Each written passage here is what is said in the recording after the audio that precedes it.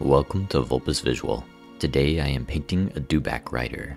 I'm not painting this Dewback standard green though. I'm going to be taking on a more unique color scheme to help them pop out.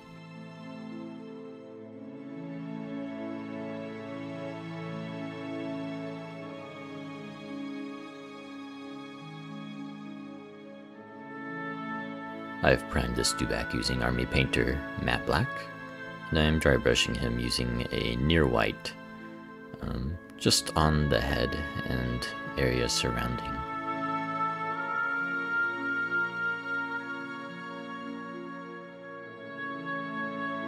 Starting with the brightest of these colors, I'm going to be using Army Painter's Bay Blonde, Demonic Yellow, Pure Red, and Vallejo's Orange Fire to create a color transition on the head.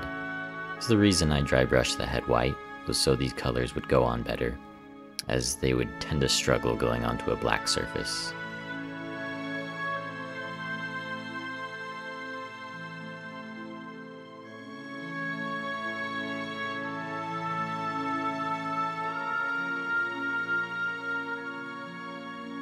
I'm coming back and dry brushing these colors to create some patterns on the scales, as well as brighten the top of the surface a little more, as it will need to be brighter for a future step. Using Army Painter Xanathar Blue, Draco Lich scales, and Lich Blue, I decided to dry brush these on the rest of the scales, rather than just paint them on. I'm doing this to help save some of the black that's in between the scales that will help create a good contrast of shadow and light. Like before, I'm using these colors to create color transitions.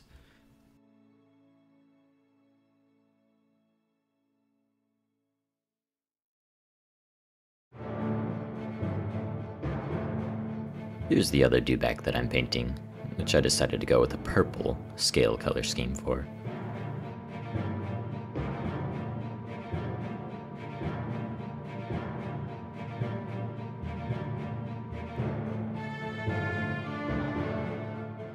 I'm going to be painting the Stormtrooper riding this Dewback, Magic Blue from Vallejo.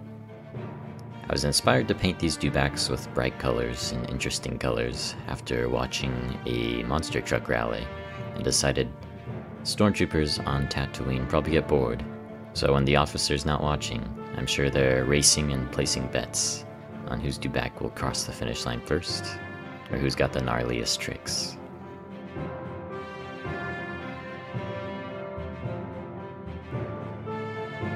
I'm just using a Army Painter Heavy Brown for the leather's base coat.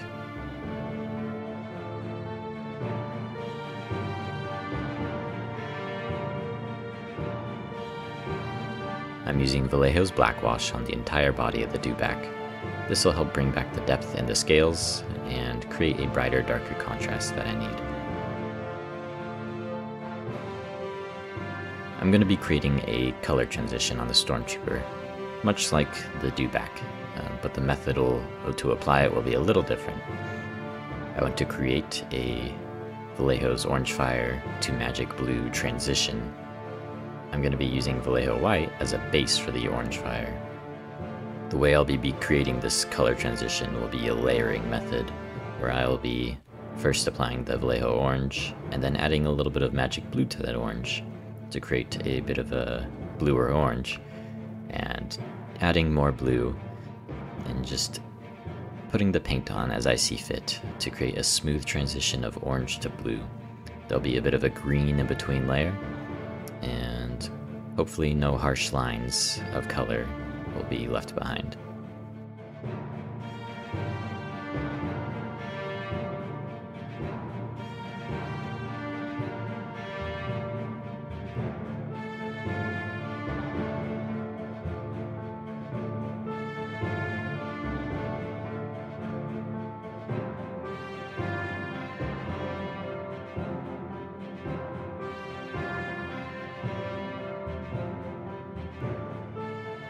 Using Army Painter's Ancient Mummy and Bone White, I'll be creating a 1:1 ratio base coat to make a nice blondish base coat. Then I'll be using their Strong Tone Wash to create some depth and color to that hair. The teeth and claws will be getting Bone White as their base coat, and then a light tone wash I didn't record this step, as these parts are somewhat hard to reach. I'm coming back on the Dewback scales and dry brushing the same colors that I applied before, simply to bring back some more light that was lost after the black wash was applied. I'll be doing this a little more gently so that I don't get pigment in between the scales and take back what I've already done.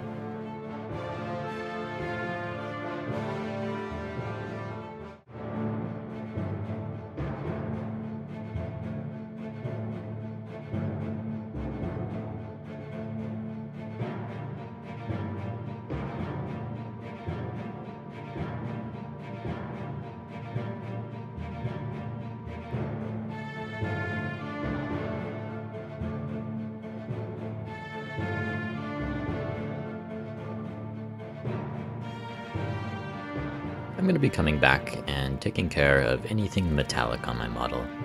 I'll be using plate mail to paint any of the metal bits and pieces that are on the leather of the Dewback.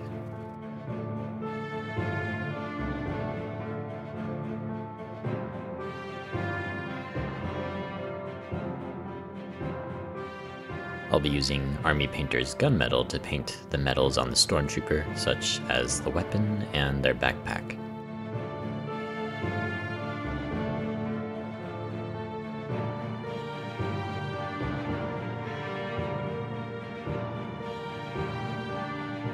This Stormtrooper has a couple of flamethrowers, so I'm going to be using Evil Chrome and Vallejo Gunmetal Blue to create a hot metal tip at the end of these weapons.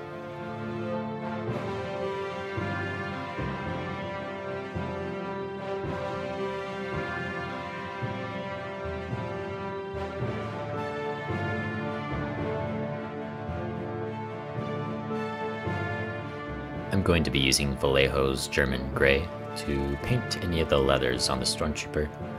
I'll also be using this color to paint the tight suit that is under the armor of the Stormtrooper.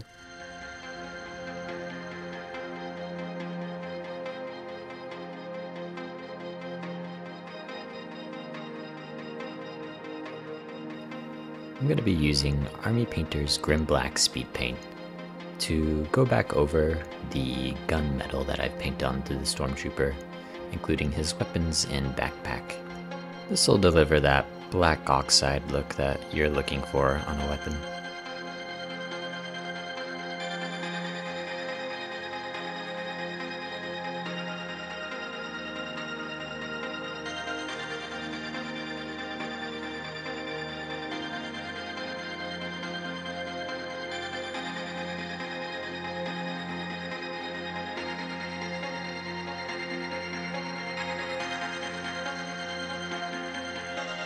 For the Dewback's mouth, I'm going to be using a 1-to-1 ratio of Army Painter's Pixie Pink and Succubus Red, or Bus Red as I like to call it.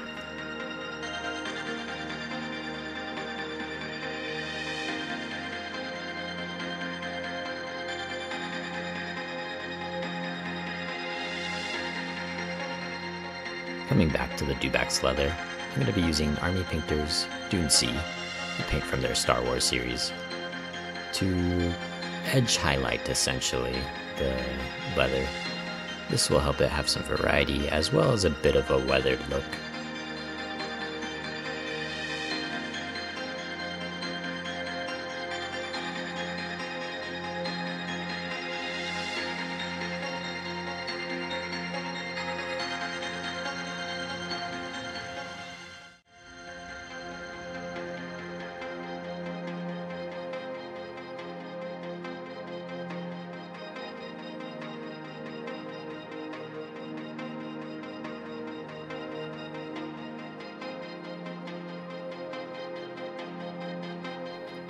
To do the eyes on the Dewback, I'm going to be using Army Painter Matte Black to draw a small reptilian eye across the eye of the Dewback, sort of in a line.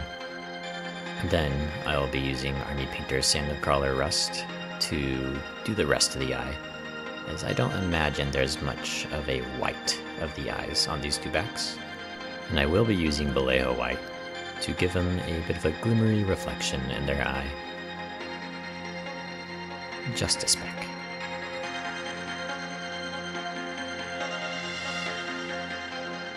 I'm coming back to the armor of the Stormtrooper to do some highlights using the same colors I used to make the color transition, and just adding white to it mostly to make bright edges anywhere that there may be corners or where most of the light will be reflecting. After I do the highlights, I'm also going to be coming back doing the same thing essentially for shadows, except adding black to the colors and choosing where I think some parts of the Stormtrooper may be shadowed.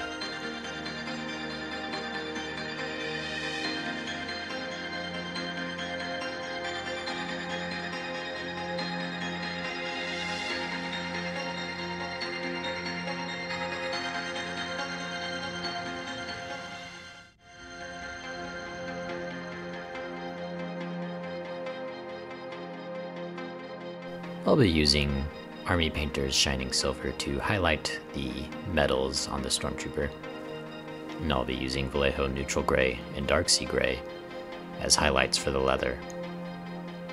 I don't want the highlights on the leather to be too harsh, as I don't think it would be too reflective anyways.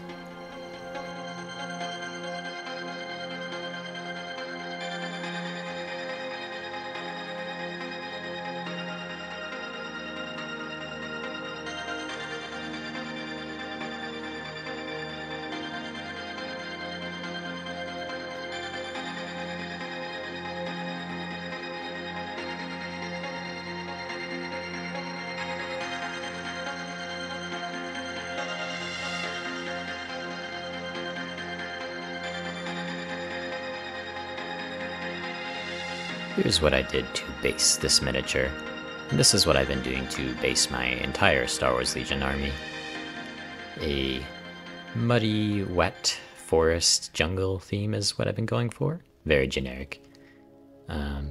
Using Vallejo's ground texture rough gray pumice as a base for a messy, trodden mud. And then I primed that and used Citadel Rhinox hide to create that wet mud look that I want, a very deep brown. Then I dry brushed using Army Painter's Underdark Gray for a slightly drier top to the mud. I used a variety of basing materials from Army Painter and Green Stuff World to create that jungly look. Leaves, grass, tufts, sticks, and little puddles using resin water. I decided not to be too in-depth with this guide. It's more of a, this is how I did it, and I hope you enjoy watching it. I'm going to try and push my limits in my next video, and really try to see how far I can go, where I'll do my best to explain what I'm doing exactly, and brush up on some skills I may be lacking on. It's important to note, though, that this is a hobby, and it's for fun. So, don't get too sweaty over it, and don't let them stay gray.